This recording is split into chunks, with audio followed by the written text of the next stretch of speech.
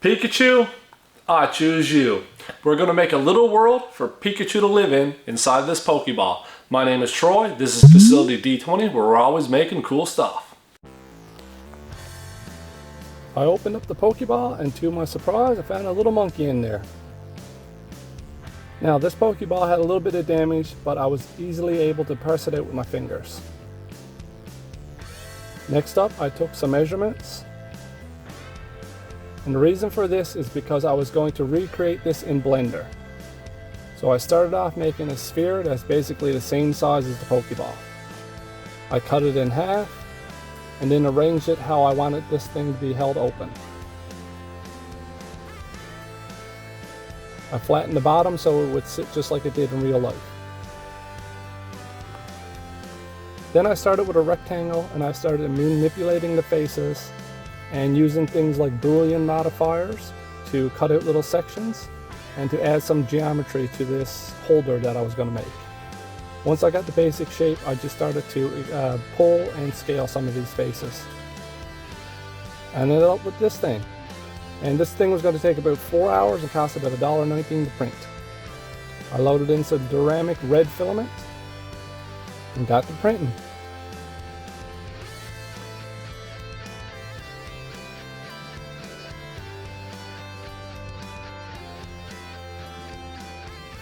And this thing was really stuck to the bed. You know, these Pokeballs are pretty cool. And speaking of pretty cool, it's time to look at the sponsor for today's video, LV427 Designs. LV427 Designs makes some amazing sci-fi modular corridor terrain STL files across all aspects of the genre, from Aliens to Star Trek. Their 3D printable files are printer friendly, and with some simple techniques like color priming, washing, dry brushing, you can build an inspiring starship or an industrial facility in no time. Your only limitation is your imagination. Follow the link in the description to check out everything LV427 has to offer.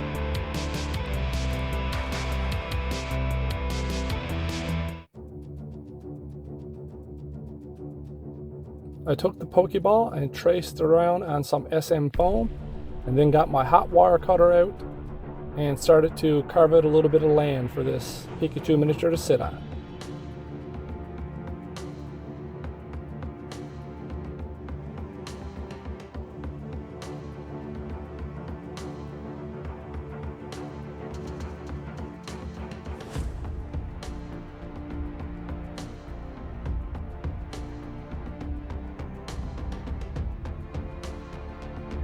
Once I had the basic shape, I decided to go ahead and mask the other side of the Pokeball. And actually I masked both sides of the Pokeball. Then I glued in my little piece of land mask.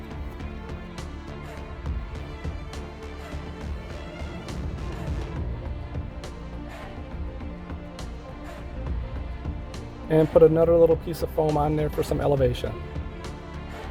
I had this cool little tree that I stuck in place. Then I used some spackling compound to make the whole ground look a little more realistic.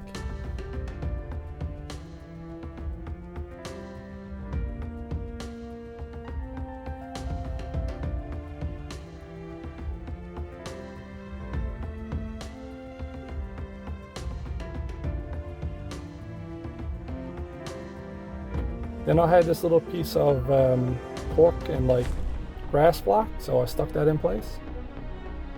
Then using my finger, I just smoothed out all the hard edges that was left over when the popsicle stick was smearing the spackling compound. Next up, I took this little bracket off the Pokeball and primed that one gray. Then I used my airbrush to paint some blue. This took about 2 or 3 coats, but I had a nice sky blue. Then I used some white to make some clouds.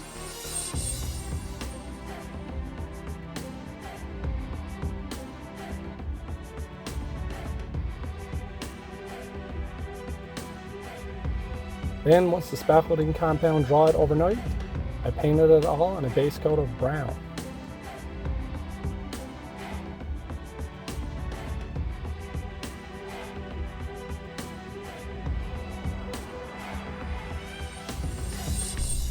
Once this dried up, I gave it a nice heavy coat of Citadel Earthshade.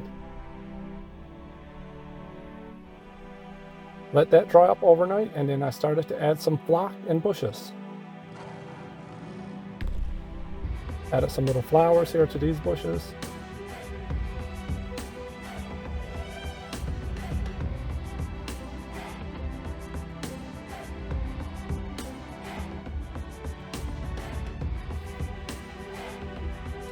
Some rocks. And a whole pile of static grass.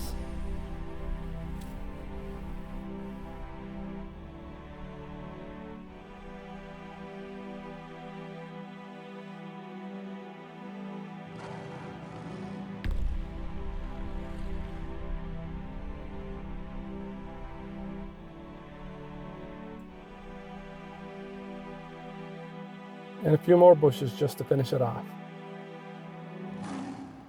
I find a lot of times with my printer, if I tighten or loosen the knob that holds the build plate on too much or too little, it always drives my printer off level. So I got a little upgrade for myself. It's a Wham Bam flexible build plate system.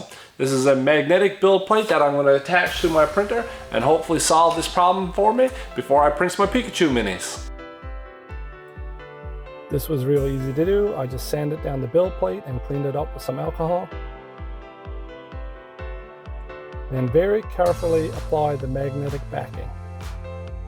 Start in the middle and work my way to the front.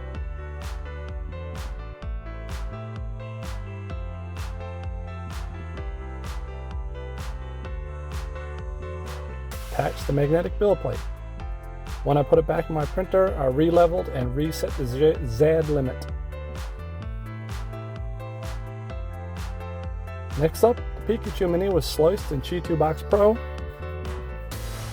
The automatic support's done an excellent job with this.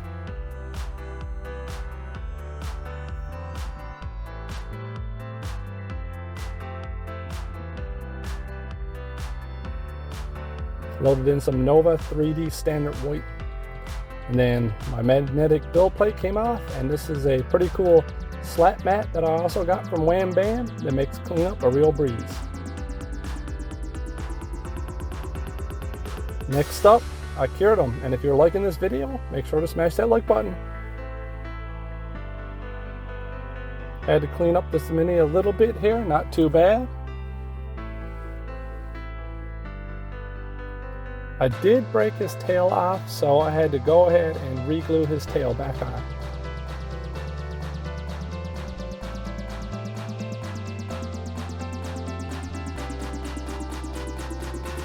Then I gave him a nice heavy base coat of Flash Kicks Yellow by Citadel.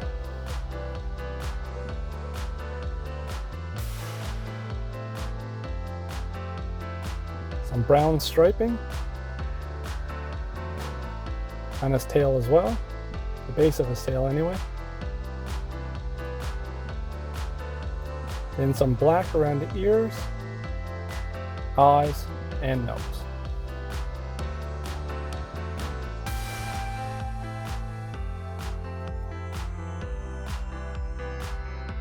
A little bit of pink for his mouth.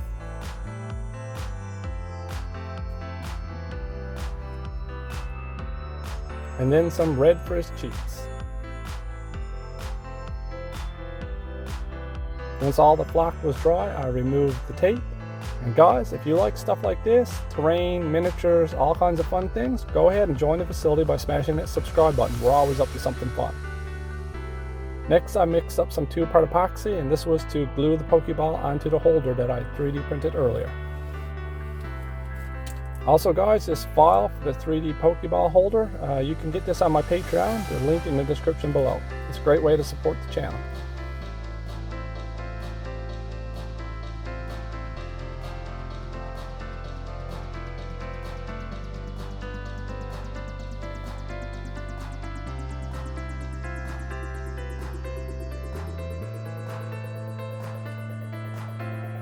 And then Pikachu, right in place. I'm really happy with how this blue sky looks against this tree.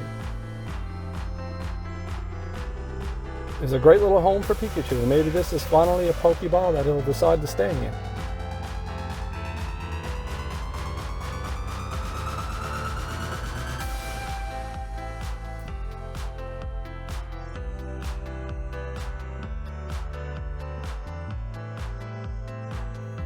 I want to thank my Patreon. You guys rock. If you guys want to support the channel, you can check it out. Also, stick around and watch some more great videos on my channel.